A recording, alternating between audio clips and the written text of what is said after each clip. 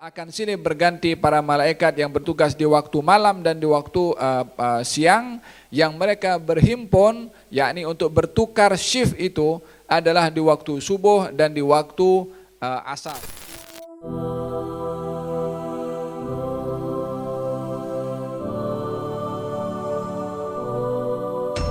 Hadis yang terakhir adalah daripada Sayyidina Abu Hurairah, katanya silih berganti para malaikat yang bertugas di waktu malam dan di waktu siang, dan mereka akan berhimpun di waktu salat subuh dan di waktu salat asar. Ini beberapa fadilah tentang waktu salat subuh dan asar, seperti mana ditekankan untuk dijaga salatnya karena waktunya pun juga adalah waktu yang dimuliakan dua salat ini, yaitu salat subuh dan juga salat asar yang dinamakan al-bardain.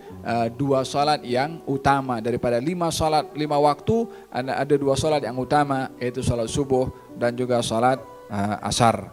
Kemudian kata baginda Rasulullah, akan silih berganti para malaikat yang bertugas di waktu malam dan di waktu siang, yang mereka berhimpun yakni untuk bertukar shift itu adalah di waktu subuh dan di waktu asar. Pertemuan mereka itu, mereka yang bertugas daripada siang sampai malam bermula daripada subuh sampai asar.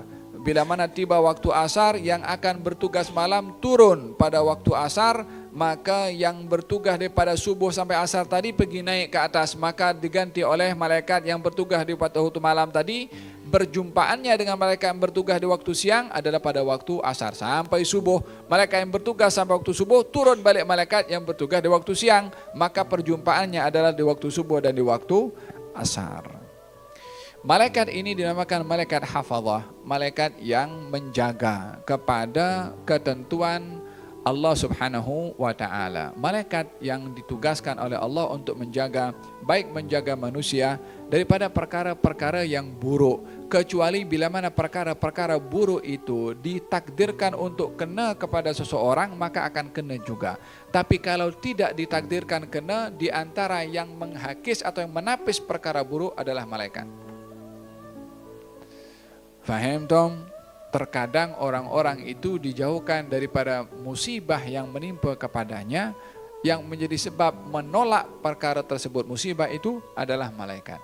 Kecuali kalau musibah itu dah ditentukan oleh Allah akan kena, maka malaikat pun tak boleh untuk berbuat apa-apa, disebabkan oleh kerana la yughni hadarun min qadar.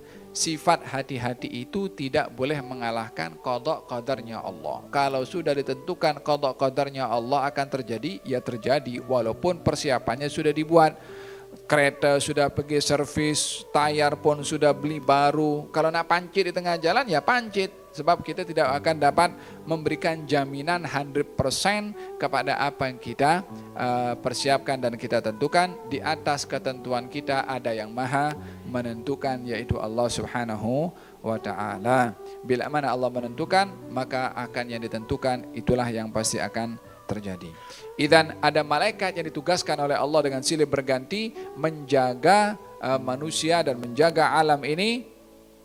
Pertukaran mereka adalah di waktu subuh dan di waktu asar. Thumma ya'rujul ladzina batu fikum fayas'aluhum. Kemudian yang bermalam itu akan ditanya oleh Allah Subhanahu wa ta'ala, yang mana Allah mengetahui apa yang berlaku kepada hambanya, akan tetapi soalan itu untuk memberitahukan pentingnya dua salat ini, yaitu asar dengan waktu subuh. Ditanya malaikat yang bertugas di waktu malam, bagaimana kamu dapati hambaku? Katanya mereka mengatakan, aku tinggalkan mereka dalam keadaan salat.